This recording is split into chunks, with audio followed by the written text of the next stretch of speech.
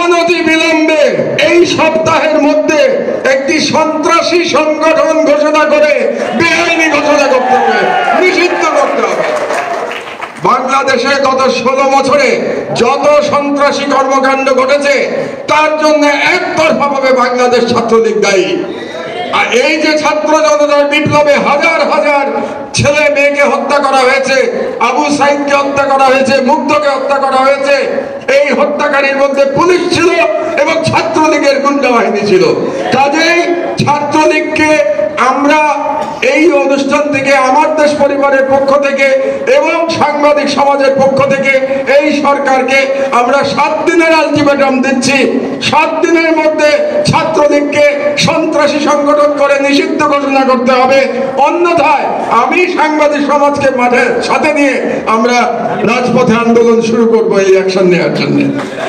1 নম্বর demand, ছাত্র জনতার বিপ্লবে আহতদের দেশে ও বিদেশে যথাযথ চিকিৎসা এবং পুনর্বাসনের জন্য অনতিবিলম্বে একটি কমিটি গঠন করতে হবে।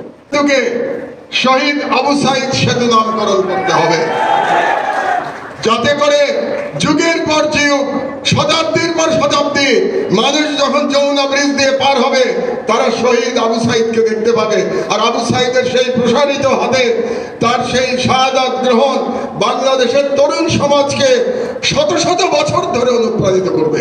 এই জন্যে যমুনা ব্রিজকে অনতিবিলম্বে শহীদ আবু সাইদ সেতু ঘোষণা করতে হবে। 4 নম্বর, 2009 সালের পর থেকে ভারতের সাথে যে সকল চুক্তি সম্পাদন করা হয়েছে সেগুলোর প্রতিটি ধারা উপধারা জনসম্মুখে প্রকাশ করতে হবে, ট্রান্সপারেন্সি দেখাতে হবে, জনগণকে জানতে হবে ভারতের সাথে কি কি চুক্তি হয়েছে আমার। 1, 2, এটার সেকেন্ড পার্ট হচ্ছে এগুলো পুনর্বিবেচনার জন্য একটা কমিটি গঠন করতে হবে, যেখানে দেশপ্রেমিকরা থাকবে, যেখানে ডক্টর ইফতেখারুজ্জামান এবং ডক্টর দেবপ্রিয়র মতো কোনো ব্যক্তি, ফ্যাসিবাদের কোনো দোষক এবং ভারতীয় হেজেমনির এই দেশীয় কোনো দালাল থাকতে পারবে না। 5 নম্বর দাবি, বঙ্গবন্ধু অ্যাভিনিউকে আমাদের পাশে শহীদ আবরার অ্যাভিনিউ নামকরণ করতে হবে।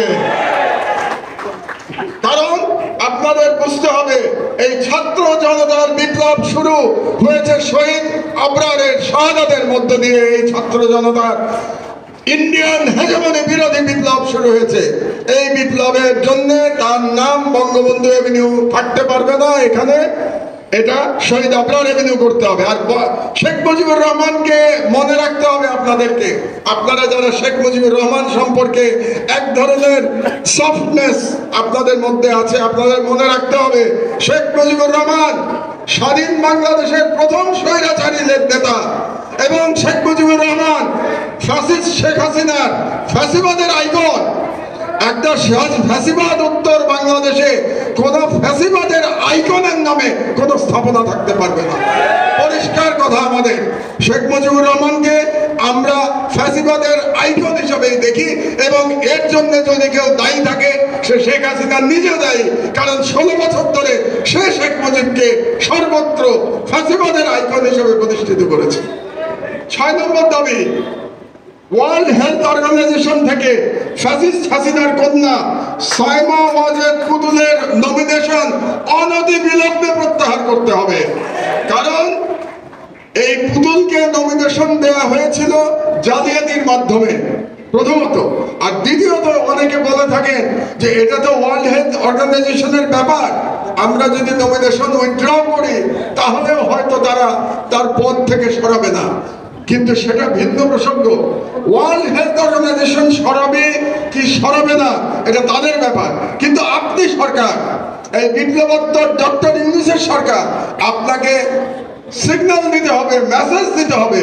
এটাকে আপনাকে মেসেজ হিসেবে ধরতে হবে যে বাংলাদেশ সরকার পুতুলের নমিনেশন WHO তে প্রত্যাহার করে দিয়েছে। এটা হচ্ছে আমার 6 নম্বর দাবি। আর নাম্বার 7, আমি এবার জেলে গিয়ে 2 জন ব্যক্তি যারা জেলে মারা গেছেন তাদের মৃত্যু নিয়ে এই 5 দিনে অনেক কথা শুনে এসেছি।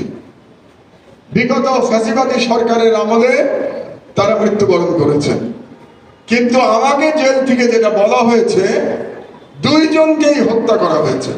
এটা জেলের 90% কয়েদিদের ধারণা, যে আমি নাম বলছি আপনাদেরকে একটু পরে, যে 2 জনকেই ফ্যাসিবাদী সরকার হত্যা করেছে। তার মধ্যে একজন আমার বন্ধু, আমার ক্লাস ফ্রেন্ড। বুয়েটের ছেলেরা আজকে এখানে আছে, তোমরা জেনে রাখো, যার কথা বলছি সে বুয়েটের ছাত্র, বুয়েটে আমার ক্লাস ফ্রেন্ড ছিল। তার নাম lieutenant general major brigadier general Rahim. Brigadier general Rahim জেলে বন্দী ছিল 10টা অস্ত্র মামলা এবং 21শে আগস্ট গ্রেনেড হামলার মামলায়, এবং তাকে বলা হয়েছে সে হার্ট অ্যাটাক করে মারা গেছে। কিন্তু আমাকে বলা হচ্ছে যে তার হার্ট অ্যাটাক হয়েছিল, তারপরে তার চিকিৎসা করা হয়নি। এখানে ডাক্তার একজন বসে আছে, ডাক্তার সালাউদ্দিন। তাকে যখন আইসিইউতে নিয়ে গেছে, আইসিইউ এর বিদ্যুৎ বন্ধ করে দেওয়া হয়েছিল, পাওয়ার ছিল না আইসিইউতে, কোনো ইলেকট্রিসিটি ছিল না, 2 থেকে 3 ঘন্টা ইলেকট্রিসিটি ছিল না। ওইখানে ওই অবস্থায় ব্রিগেডিয়ার জেনারেল রহিম মারা গেছে, রীতিমতো ছটফট করতে করতে মারা গেছে। এটা আমাকে একজন কয়েদি বলেছে, সত্য মিথ্যা আমি জানি না, আমি শুধু বললাম এই একজন। আর দ্বিতীয় ব্যক্তি বিএনপির নেতা নাসিরউদ্দিন পিন্টু। নাসিরউদ্দিন পিন্টুকেও বলা হয়ে থাকে রাজশাহী জেলে তাকে হত্যা করা হয়েছিল। কাজেই এই সরকারের কাছে আমার 7 নম্বর দাবি, আপিল বিভাগের একজন বিচারপতির নেতৃত্বে একটা বিচার বিভাগীয় কমিটি করতে হবে, তদন্ত কমিটি।